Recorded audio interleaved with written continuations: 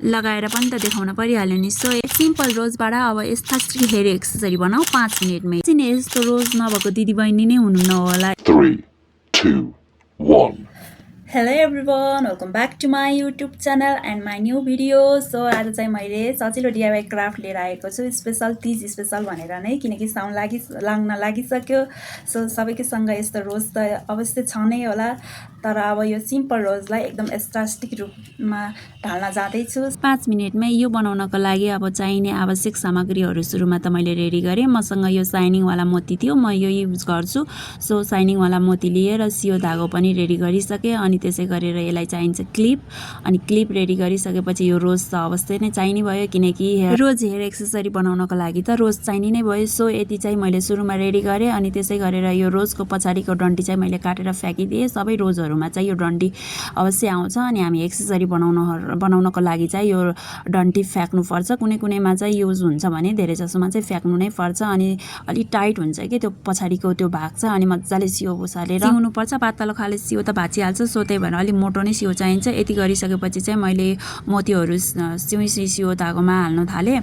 यति हालिसकेपछि मैले 15, 16, 18वटा जति हालेको छु होला, सायद मैले गनेको छुइनँ।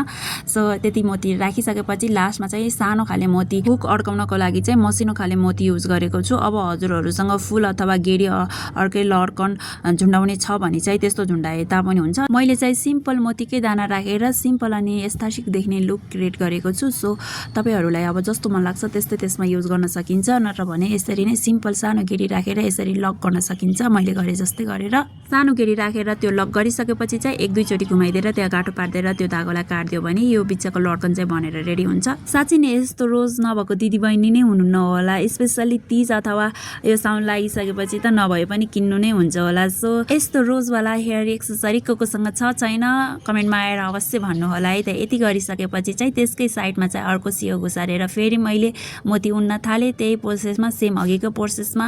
अनि त्यो साइडमा चाहिँ मैले अलिकति सानो 2टा मोती चाहिँ कम राखेर अलिकति लम्बाइ चाहिँ अलिकति सानो गरेको छु। अनि त्यही गरेर फेरि अर्को साइडमा गरेर मैले 3टा लटकनहरू बनाएको छु सेम प्रोसेसमा। अलिकति साइडको चाहिँ अलिकति सानो सानो र बिचको चाहिँ अलिकति लामो गरेर चाहिँ मैले डिजाइन गराएको छु। यो हेयर एक्सेसरी बनाउनलाई चाहिँ धेरै मिनट पनि होइन, 5 मिनटमै बनेर कम्प्लिट हुन्छ। अनि एकदम सिम्पल आखिरीमा त्यही हो, तर पनि अलिकति चेन्ज गर्ने बित्तिकै कस्तो लुक चाहिँ चेन्ज भएर आउँछ। सो मेरो चाहिँ यति गरेर यति रेडी भइसकेको छ। अब यसलाई साइडमा राखेर अनि पछाडितिर अब क्लिप जोड्नतिर लगाऊ। मैले चाहिँ यो नर्मल कपडाको झोला हुन्छ नि, सो त्यही झोलाको सानो टुक्रा लिएको छु। अनि रोजको साइज अनुसारले मैले काटेर रेडी गरेँ। अनि त्यसमा ग्लुगनको हेल्पले ग्लुगन लगाएको छु। अनि त्यही झोलाको टुक्रा चाहिँ मैले सुरुमा टाँसेँ। अनि त्यसो गरेर फेरि त्यो माथिबाट फेरि ग्लुगन लगाउने, अनि क्लिपमा पनि ग्लुगन लगाएर त्यो चिप्काइदिने।